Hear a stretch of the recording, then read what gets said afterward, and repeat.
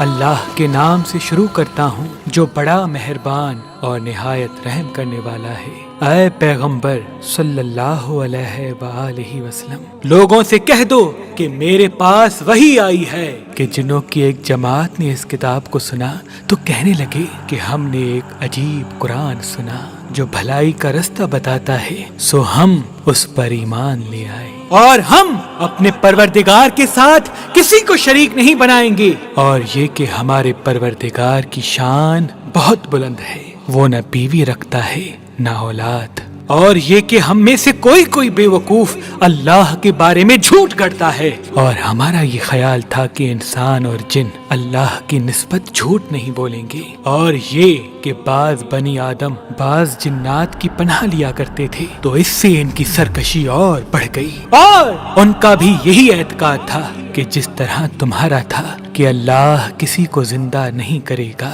اور یہ کہ ہم نے آسمان کو ٹٹولا تو اس کو مضبوط چوکیداروں اور انگاروں سے بھرا پایا، اور یہ کہ پہلے ہم وہاں بہت سے مقامات پر فرشتوں کی باتیں سننے کے لیے بیٹھا کرتے تھے، اب کوئی سننا چاہتا ہے تو اپنے لیے انگارہ تیار پاتا ہے، اور یہ کہ ہمیں معلوم نہیں کہ اس سے اہل زمین کے ساتھ برائی مقصود ہے یا ان کے پروردگار نے ان کی بھلائی کا ارادہ فرمایا ہے، اور یہ کہ ہم میں سے بعض نیک ہیں اور بعض دوسری طرح کے، ہمارے کئی طرح کے مذہب ہیں، اور یہ کہ ہم نے سمجھ لیا ہے کہ ہم زمین پہ خواہ کہیں بھی ہوں اللہ کو ہرا نہیں سکتے اور نہ بھاگ کر اس کو تھکا سکتے ہیں، اور جب ہم نے ہدایت کی کتاب سنی تو اس پر ایمان لے آئے، سو جو شخص اپنے پروردگار پر ایمان لاتا ہے اس کو نہ نقصان کا خوف ہے نہ کسی طرح کے ظلم کا، اور یہ کہ ہم میں بعض فرما بردار ہیں اور بعض نافرمان ہیں، تو جو فرما بردار ہوئے وہ سیدھے رستے پر چلے اور جو نافرمان ہوئے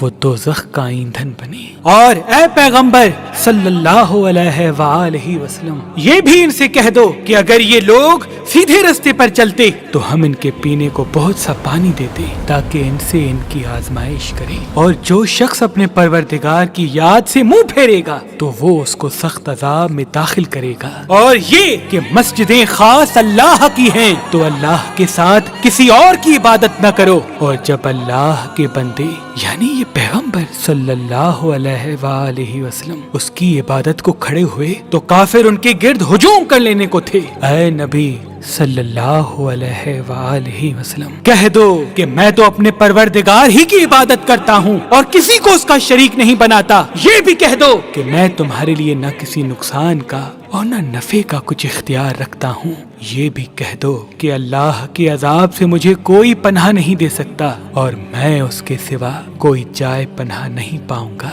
ہاں اللہ کی طرف سے احکام کا اور اس کے پیغاموں کو پہنچا دینا ہی میرے ذمہ ہے، اور جو شخص اللہ اور اس کے پیغمبر کی نافرمانی کرے گا تو ایسوں کے لیے دوزخ کی آگ ہے، وہ ہمیشہ ہمیشہ وہاں رہیں گے، یہاں تک کہ جب یہ لوگ وہ دن دیکھ لیں گے جس دن کا ان سے وعدہ کیا جاتا تھا، تب ان کو معلوم ہو جائے گا کہ مددگار کس کے کمزور ہیں اور شمار کن کا تھوڑا ہے، کہہ دو کہ جس دن کا تم سے وعدہ کیا جاتا ہے میں نہیں جانتا کہ وہ ان قریب آنے والا ہے یا میرے پروردگار نے اس کی مدت دراز کر دی ہے، وہی غیب کا جاننے والا ہے، سو کسی پر اپنے غیب کو ظاہر نہیں کرتا، ہاں جس پیغمبر کو پسند فرمائے اور اس کو غیب کی باتیں بتا دے تو اس کے آگے اور پیچھے نگہبان مقرر کر دیتا ہے تاکہ معلوم فرمائے کہ انہوں نے اپنے پروردگار کے پیغام پہنچا دیے ہیں، اور یوں تو اس نے ان کی سب چیزوں کا